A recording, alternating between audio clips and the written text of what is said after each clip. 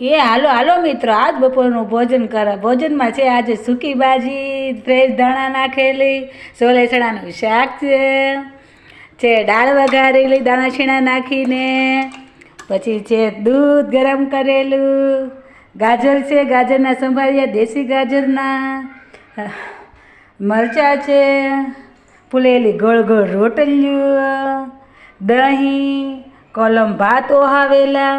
મારી ચેનલને ફોલો અને સબસ્ક્રાઈબ કરો મિત્રો.